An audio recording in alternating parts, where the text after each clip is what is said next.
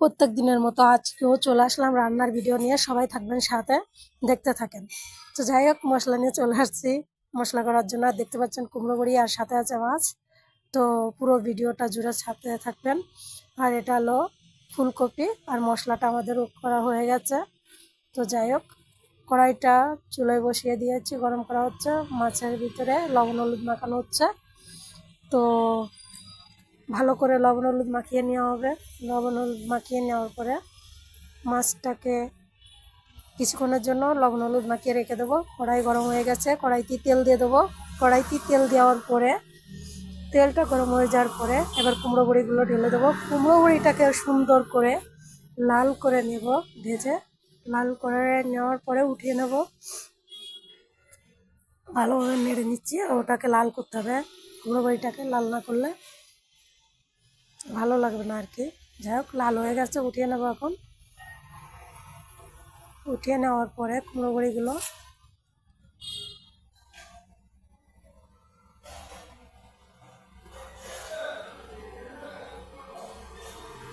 এবার মাছটি দিয়ে দেবো। মাছটি দিয়ে মাছটাও ভেজে নেবো আর কি। মাছটা ভেজে নেব।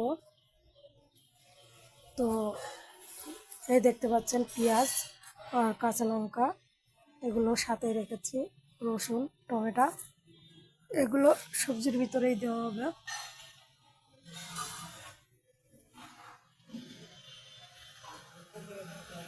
মাছটা উল্টিয়ে দিলাম। মাছটা হয়ে আসছে, মাছটা উঠিয়ে নেব। মাছটা উঠিয়ে নেওয়ার পরে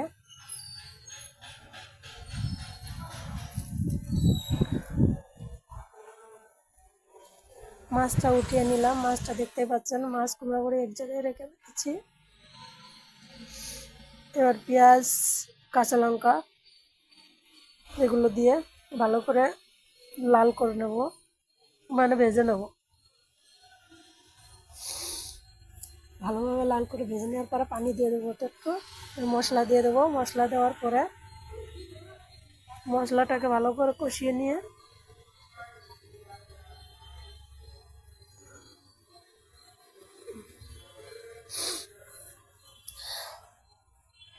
ভালোভাবে নেড়ে চেড়ে দিয়ে কষিয়ে নিচ্ছি। কষিয়ে নেওয়ার পরে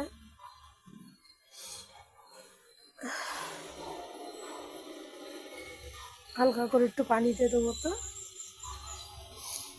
হালকা করে একটু পানি দিয়ে ঢেকে দিলাম। আর তার ভিতরে আগে অত লবণ হলুদ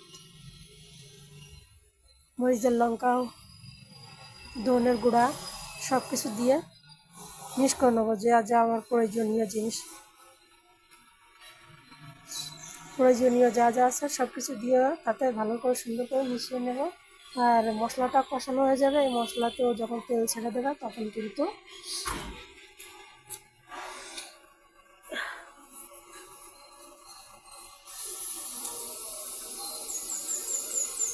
যাই হোক, সবজিটা দিয়ে দিলাম। ওটা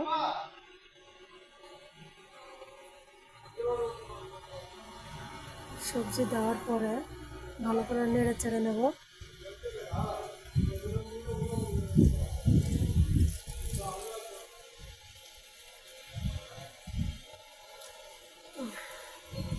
যাই হোক, আর ভিডিওটা দেখতে দেখতে আমি একটা কথা বলি, আপনারা কে কোথা থেকে দেখছেন অবশ্যই কমেন্ট বক্সে জানাবেন। আমি নতুন শুরু করেছি রান্নার ভিডিও, আপনারা সবাই সাথে থাকবেন। আর চেষ্টা করবেন ছোটো বোনটাকে একটু ভালোবাসা দেওয়ার জন্য, একটু পাশে থাকার জন্য।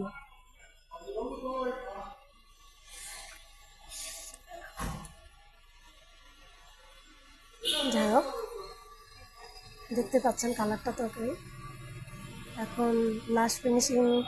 এখন তরকারিতে পানি দিয়ে দিয়েছি, মানে কষিয়ে নিয়ে পানি দিয়ে দিয়েছি। আর আস্তে আস্তে এবার দেখতে পারবেন এখন সবজিটার কালার কীরকম হয়। তো সাথে থাকেন।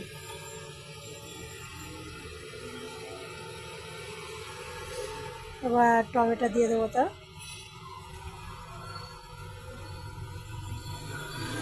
মানে তরকারি হয় না, একটা সৌন্দর্য থাকে। সৌন্দর্য না হলে কিন্তু কালারটাও দেখতে পাচ্ছেন, কালারটা কিন্তু সেই আসছে। মাছগুলো দিয়ে দেবো।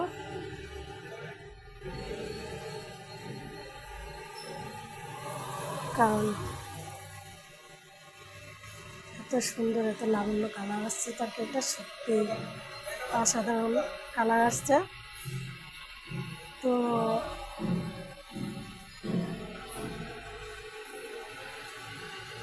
এবার এতে কিন্তু কুমড়া বড়ি দিয়ে দেওয়া হবে। দেখতে পাচ্ছেন কুমড়া বড়িগুলো দিয়ে দিচ্ছি। সবজিটা কিন্তু সেই স্বাদ হবে, আশা করি অসাধারণ হবে।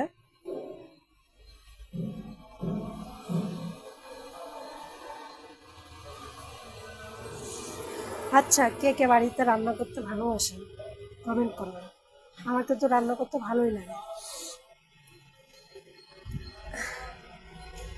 ও কিছুটা ধনেপাতা কিন্তু দিয়ে দিলাম, ওটা দিয়ে আবার ঢেকে দেবো। আর লাস্ট ফিনিশিং দেখেন কেমন লাগছে। আমার কাছে তো অনেক সুন্দর লেগেছে, অনেক ভালো লেগেছে। তো আপনাদের